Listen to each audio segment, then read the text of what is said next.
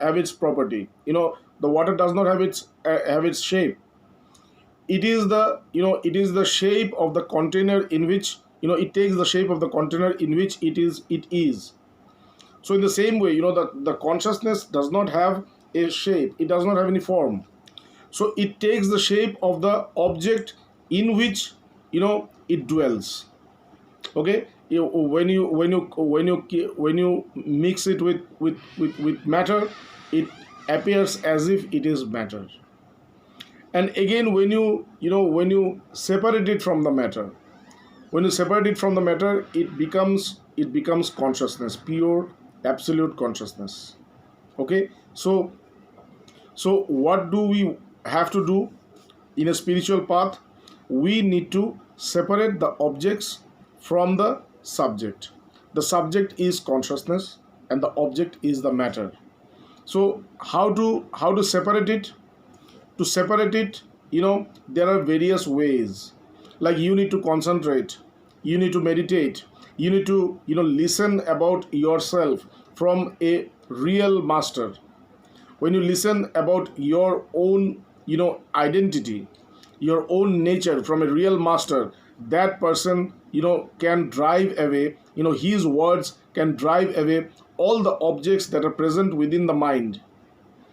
And when the objects are gone, then the mind itself is the self, because pure mind, that becomes pure. When mind is, when mind contains object, it becomes a mixture of consciousness and object or matter. That is the time when it is not pure. But when the matter moves away, when it goes, or when you can separate the consciousness from the matter, then the consciousness becomes absolute. The consciousness becomes pure, and that pure consciousness is the self. That is the self. When it is pure, when you move into the state, when you can feel this pure consciousness, that is called self knowledge. That is the time when you become aware that you are not the name that you supposed yourself to be. You are not the form. You are not this body, the form which you presumed you are. You are not the name, you are not the form, you are not the title, the subtitles. You are not the attributes. You are not a son, a daughter, or a father, or a mother, or whatever. You have no relationship with anybody. You are a completely pure, pure absolute self. This is your identity. And this you realize when you move into the state of pure consciousness. When there is no matter at all. So spirituality, one way of approaching spirituality is to drive away the matter part from your mind. If you can drive away all the matter part from the mind, that is called the pure self.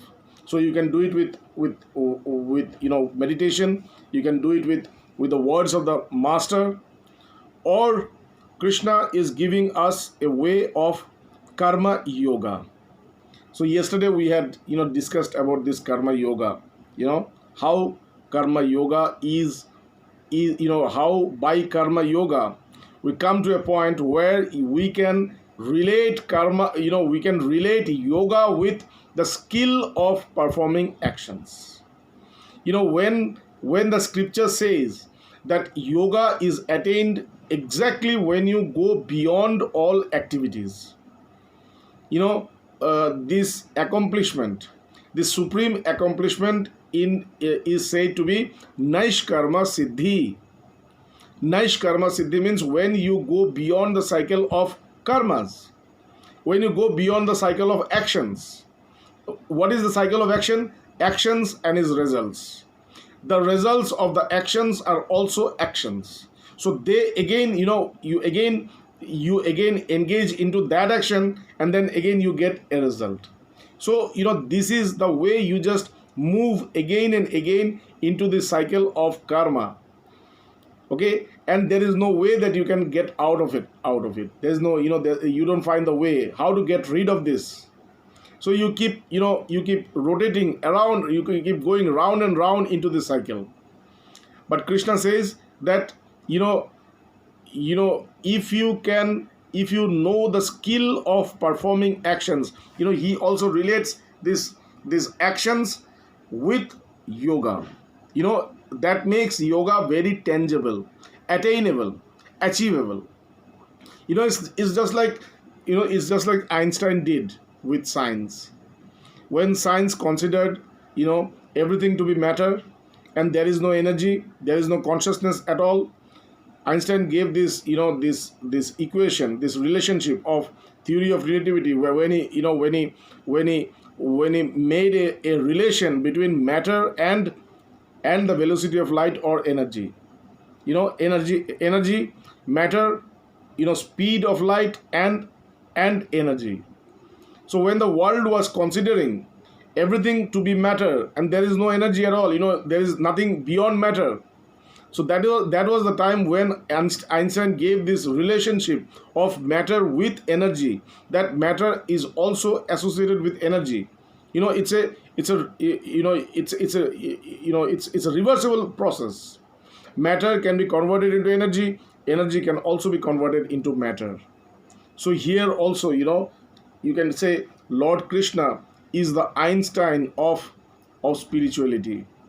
He gave a relationship between karma and yoga, where it is considered, that yoga is attained only when you go beyond karma, when you have completely abandoned karma. When you have completely abandoned karma, that is the time when you attain yoga.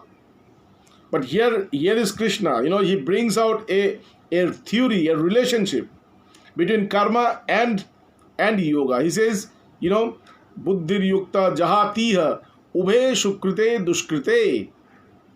Only with knowledge, only when you are associated with knowledge, when you are connected with knowledge, when you are aware who you are, when you are aware about your identity. It doesn't only talk about when you realize it. If you have not realized it, even if you are aware that I am the self always while performing actions, that is the way by which you can get rid of all your good and bad karmas.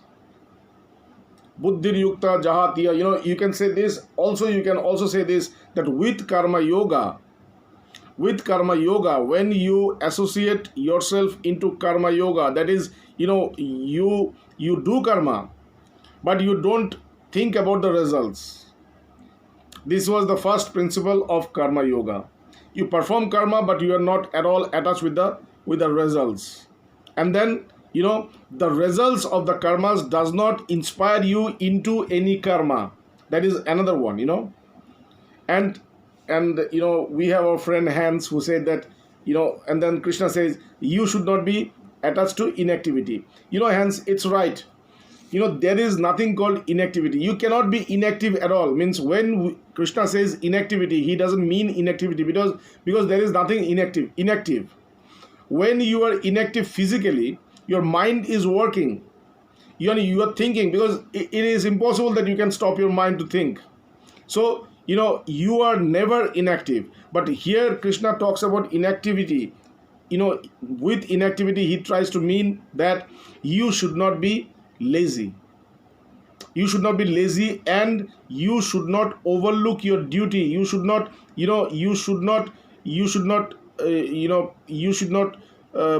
sacrifice your duties. You should not be lazy. You should always perform your duties. If you don't do your duties, then what will happen is you will be covered with darkness of your mind, and that darkness will attract you into very, very undesirable conditions, which later you will regret. In the latter part of your life, you will regret, because when you are into that, you feel that, oh, whoa, this is what it is. I can live my life in this way. But after some time, you will see that, you will regret, because that is not the way to live, because you need to do work.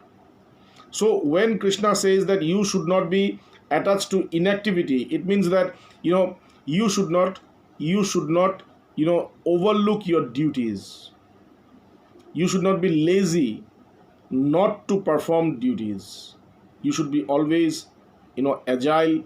You should be always, active, and you should be always attentive towards your own karma. So with this, you develop the skill of performing actions. And then he says that, how to perform actions. First of all, he talks about the principle. This is the principle. Now, how to do it? Yogastha kuru karmani. You should always remain you should always remain connected with the knowledge of the self. You should always be connected with the knowledge of the self. And if you cannot do that, at least you need to remember all the time. You should have a very clear perception within yourself that I am the self and I am not the doer. I am not the doer. Okay, this idea of doership,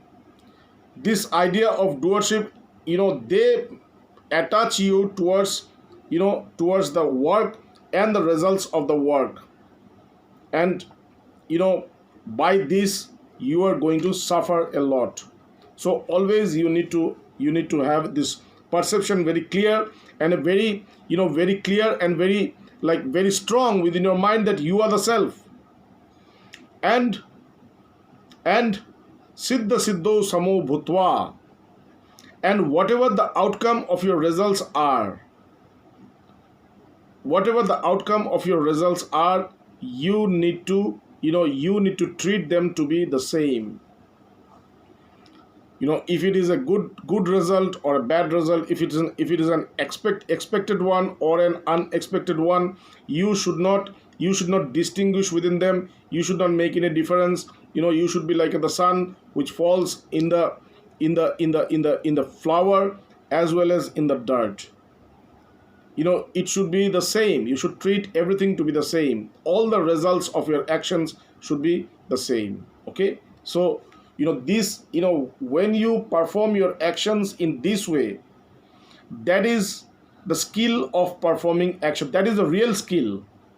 And when you have this real skill of performing action, then only you elevate yourself into yoga, into the supreme accomplishment of your life, the only accomplishment of your life, the only goal of your life.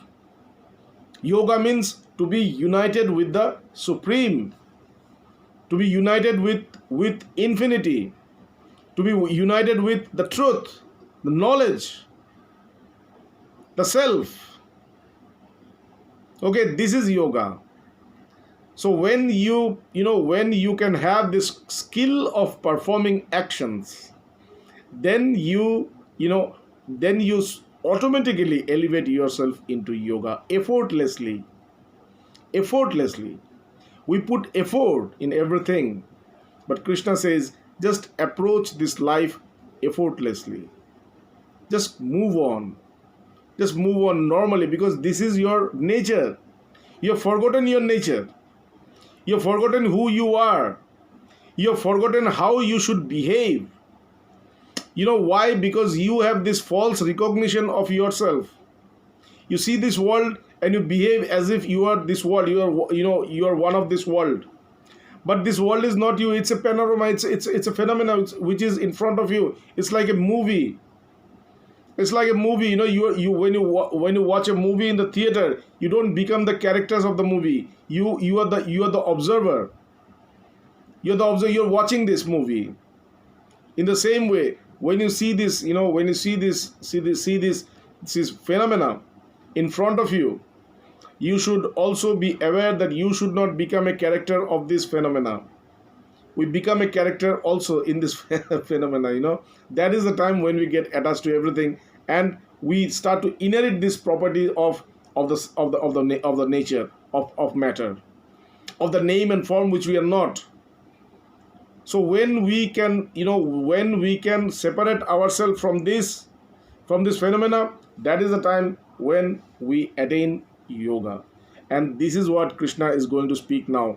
When he started, he started with this, that yoga, yoga karmashu kaushalam. He related this yoga with karma now. That every karma that you